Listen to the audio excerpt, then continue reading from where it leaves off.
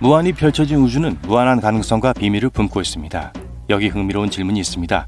다른 행성에서 생명체와 우리 인간은 어떤 모습일까요? 물리법칙, 환경, 조건이 우리에게 익숙한 것과 크게 다른 세상을 상상해 보세요. 이 낯선 새로운 땅에서 살아남기 위해 우리는 어떻게 적응하고 진화할까요? 함께 살펴봐요. 수성은 태양에서 가장 가까운 행성이며 대기가 얇습니다. 수성의 기온은 낮에는 426도가 넘고 밤에는 영하 179도까지 떨어지는 극한의 기온을 자랑합니다. 그렇다면 이 엄청난 온도와 끊임없는 태양 복사열에서 살아남기 위해 우리는 무엇을 할 수 있을까요? 마술처럼 금속으로 변할 수 있을지도 모르죠. 예를 들어 티타늄과 백금은 고온을 완벽하게 견딜 수 있습니다.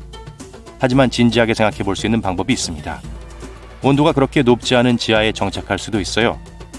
지하에 살면 빛을 더 잘 포착할 수 있도록 큰 눈으로 진화할 수 있습니다. 강렬한 방사선으로부터 자신을 보호하기 위해 더 두꺼운 피부로 진화할 수도 있어요. 기본적으로 우리는 금속이 되거나 두더지가 되는 두 가지 방법이 있습니다.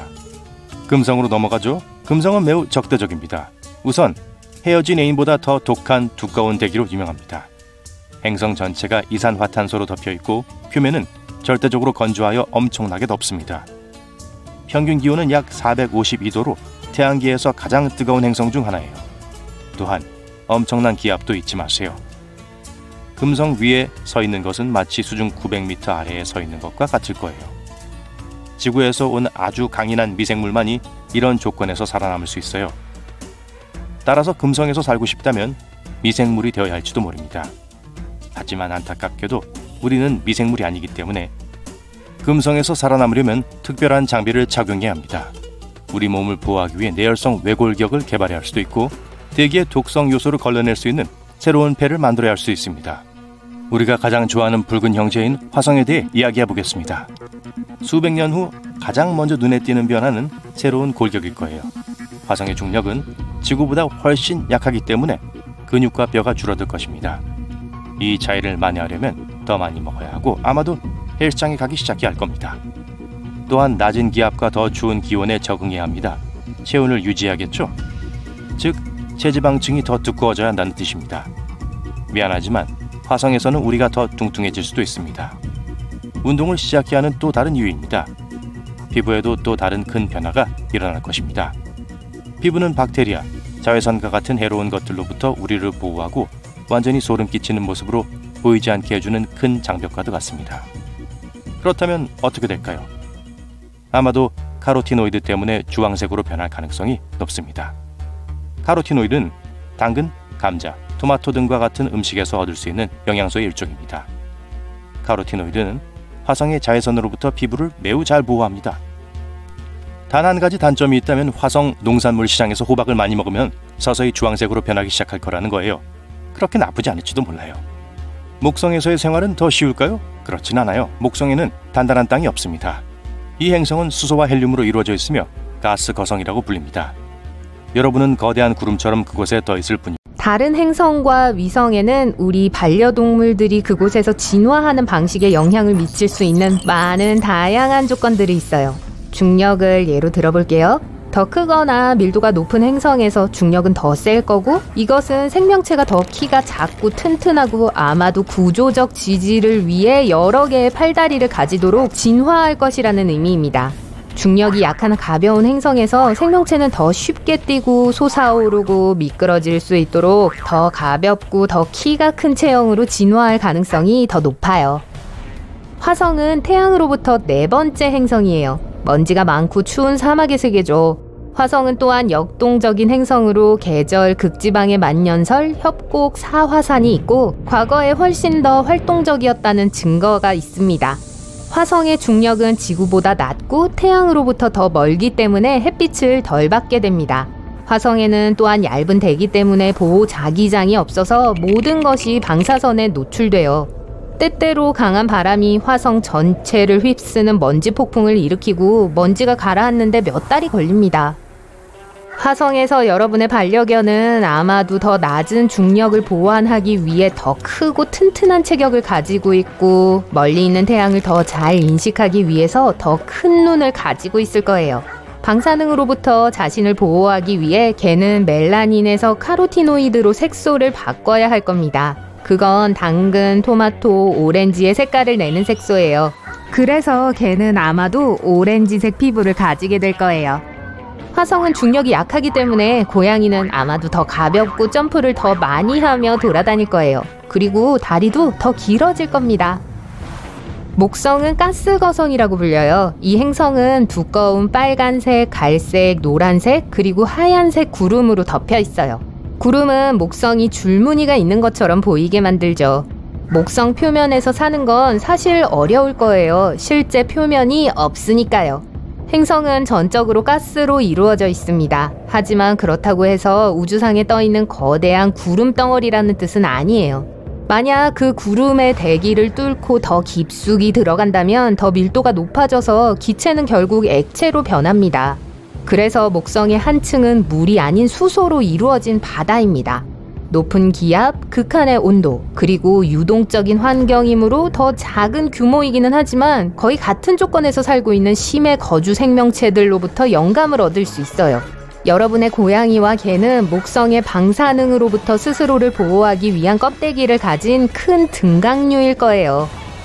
이후 가스 행성과 같이 또 하나의 가스 행성인 토성은 단단한 땅이 없고 강력한 바람이 부는 수소와 헬륨으로 이루어진 거대한 구름입니다.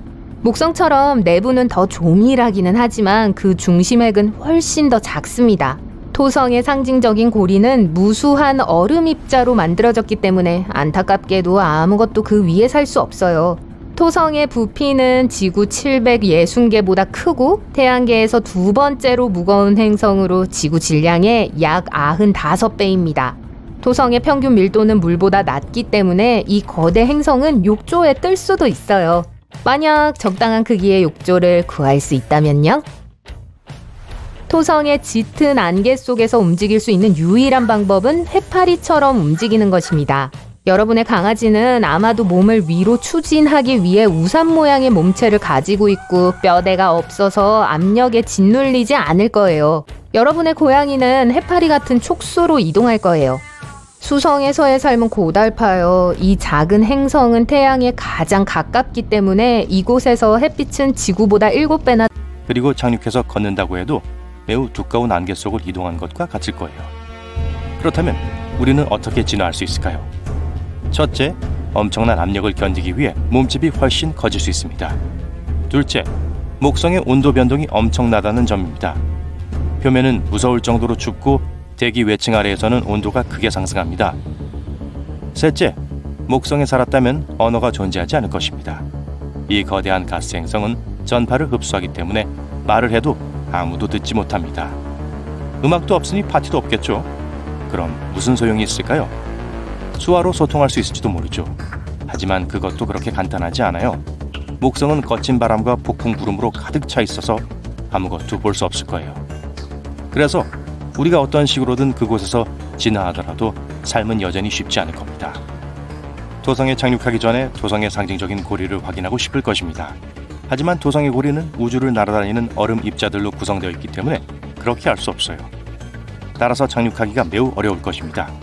그럼 토성 자체로 바로 가보겠습니다. 처음에는 토성이 우리에게 나쁘지 않은 것처럼 보일 수 있습니다. 이 가스 거성의 일부 층은 상당히 쾌적한 온도를 가지고 있습니다. 토성에 더 깊이 들어가면 두 번째 층에서 영하 3도에 이를 정도로 놀랍도록 따뜻해집니다. 이것은 스웨덴과 캐나다와 같은 국가의 평균 기온입니다. 그러나 안타깝게도 이것은 하나의 층에 불과해요. 나머지 행성은 엄청나게 춥기 때문에 토성에서 생존하려면 많은 일을 해야 합니다. 추위뿐만 아니라 격렬한 폭풍, 강풍, 방사능 등 토성의 혹독한 환경과도 싸워야 합니다. 이러한 환경으로부터 자신을 보호하기 위해서는 강인한 피부를 진화시키고 단연제를 찾는 등의 노력이 필요할 거예요. 다음 행성은 천왕성입니다. 천왕성은 훨씬 더 추운 기온, 단단한 표면이 없고 대기가 매우 달라서 지구와는 매우 다른 환경을 가지고 있습니다. 목성과 비슷하지만 푸른 빛이 도는 행성이에요. 그래도 그렇게 나쁘진 않아요. 천왕성에는 심지어 물도 있어요. 유일한 문제는 이 행성에는 우리가 청소할 때 사용하는 성분인 암모니아가 가득하다는 거예요. 그러니 역겨운 냄새가 나더라도 놀라지 마세요. 또한 겨울이 끝이 없는 것처럼 엄청나게 춥습니다. 그렇다면 이렇게 어둡고 혹독한 환경에서 어떻게 살아남을까요? 극한의 온도에 대처하기 위해 더 두꺼운 피부가 필요할 겁니다. 그리고 어둠 속에서 더 잘 보려면 더 큰 눈이 필요할 겁니다. 돌고래처럼 새로운 청각 시스템을 개발해야 할지도 모르죠. 정말 재밌지 않을까요? 해왕성으로 넘어가 보겠습니다. 인류가 해왕성에서 진화하려면 해왕성의 혹독한 환경에 적응해야 합니다. 태양에서 8번째이자 가장 먼 행성인 해왕성은 또 다른 가스 거성입니다. 유일한 차이점은 기온은 낮에는 무려 430도, 밤에는 영하 180도입니다. 유성우와 지진도 끊임없이 발생해요. 게다가 대기가 매우 희박해서 숨을 쉴 수 있는 공기가 없어요. 살과 뼈는 이런 심각한 조건을 절대 감당할 수 없습니다. 그래서 이곳에서 여러분의 반려동물은 티타늄과 같은 내화 금속으로 만들어졌을 거예요. 호흡기가 필요 없어서 그 예쁜 금속 얼굴에는 코가 없겠죠. 그리고 눈은 아마도 두꺼운 선글라스처럼 보여서 태양의 노출로부터 눈을 보호할 거예요. 수성보다 살기 힘든 곳이 있다면 바로 금성입니다. 금성은 태양으로부터 2번째 행성이고 태양계에서 지구와 가장 가까운 이웃이에요. 금성은 태양과 달 다음으로 하늘에서 가장 밝은 물체이며 때때로 아침이나 저녁 하늘에서 밝은 별처럼 보입니다. 이곳의 기온은 무려 471도이고 대기가 너무 두꺼워서 온실 효과를 냅니다. 표면은 건조하고 화산 폭발, 허리케인 바람, 그리고 번개와 같은 놀라움으로 가득 차 있어요. 그리고 그것도 충분하지 않다는 듯 금성의 압력은 마치 물속 1.6km에 있는 것처럼 느껴져서 두통이 끊이지 않을 거예요. 반려동물이 금성에 사는 것을 상상하는 것은 어렵습니다. 그곳에서 살아남을 수 있는 유일한 것은 혐기성 박테리아예요. 금성은 모든 것을 먹어치우고 심지어 금속도 먹어치우기 때문에 인간 우주선을 빠르게 해치울 거예요. 그리고 금성의 대기는 인화수소를 포함하고 있는데 이것은 산소로 호흡하는 모든 것에 유독하지만 미생물에게는 생명을 의미합니다. 얼음처럼 차갑고 어둡고 강한 바람에 시달리는 천왕성과 해왕성은 대부분 메탄, 물, 암모니아와 같은 차가운 액체로 이루어져 있어요. 메탄은 천왕성을 파란색으로 만들고 천왕성은 희미한 고리를 가지고 있는 반면 해왕성은 태양계의 마지막 행성이기 때문에 어둡고 차갑고 바람이 매우 붑니다. 그것은 태양과 지구 사이의 거리보다 30배 이상 멀리 떨어져 있어요. 둘 다 단단한 표면을 가지고 있지 않고 그들의 대기는 천천히 행성의 중심부 주변의 물로 합쳐집니다. 게다가 해왕성의 중력은 지구보다 강하고 모든 것에 더 많은 압력을 가합니다. 이렇게 강력한 중력 때문에 여러분의 개는 더 키가 작고 고양이는 더 뚱뚱하고 근육질 몸에 추위에 대비 여러분 편히 잘 쉬셨나요? 왜냐하면 여러분에게 줄 어려운 과제가 있어요. 걱정 마세요. 재밌는 거예요. 여러분은 우리 태양계의 다른 행성들을 방문해서 각각에서 달리기를 시도해 볼 거예요. 제일 빨리 달릴 수 있는 곳과 겨우 걸을 수 있는 곳을 찾아봅시다. 지구에서 가장 빠른 사람인 우사인 볼트는 평균 시속 38km의 속도로 달릴 수 있어요. 하지만 그의 최고 속도는 더 빠른데 최대 시속 43km죠. 안타깝게도 우리 모두 우사인 볼트가 될 수는 없어요. 보통 사람들은 10에서 13km의 속도로 뛰어요. 하지만 어쩌면 유명한 자메이카 단거리 주자의 기록을 깰 수 있는 행성이 있을지도 몰라요. 그렇지만 중요한 것부터 해보죠. 다른 행성에서 달릴 때 어떤 게 여러분의 속도에 영향을 미칠까요? 하나는 중력이에요. 방문하는 행성에서 그게 얼마나 강하냐에 따라 여러분의 몸무게에 영향을 미칠 거예요. 그리고 대부분의 경우 여러분이 더 무거울수록 더 천천히 뛰게 될 거예요. 게다가 지구를 제외한 태양계의 다른 모든 행성에서는 부피가 큰 우주복을 입어야 할 거예요. 그것 없이는 생존 가능성은 전혀 없거든요. 그리고 대부분의 행성들의 극한의 기후 조건도 잊지 마세요. 엄청 춥거나 펄펄 끓는 듯 하거나 아니면 아주 그리고 진심으로 바람이 많이 불 거예요. 어쨌든 여러분의 놀라운 여행이 시작되려고 하니 안전벨트 매세요. 여행 일정의 첫 번째 행성은 수성입니다. 우주선의 창문을 통해 이 세계를 살짝 봤을 때 이 행성이 달과 섬뜩하게 비슷해 보인다는 걸 알아차릴 거예요. 하지만 잠시 후 그게 단지 착각이었다는 걸 깨닫게 됩니다. 수성의 모든 표면에 우주 암석이 남긴 분화구를 볼 수 있어요. 이게 행성에서 뛰는 여러분의 일을 훨씬 더 어렵게 만들지도 몰라요. 이거랑 부피 큰 우주복이요. 이런. 하지만 이 보호장치 없이는 수성에서는 살아남을 수 없을 거예요. 이 행성의 온도는 극단적이거든요. 낮에는 섭씨 427도, 밤에는 영하 179도예요. 하지만 이 불친절한 행성에서 여러분에게 유리하게 작용할 수 있는 한 가지가 있어요. 예를 들어 여러분이 지구에서 70kg이 나간다고 가정해보죠.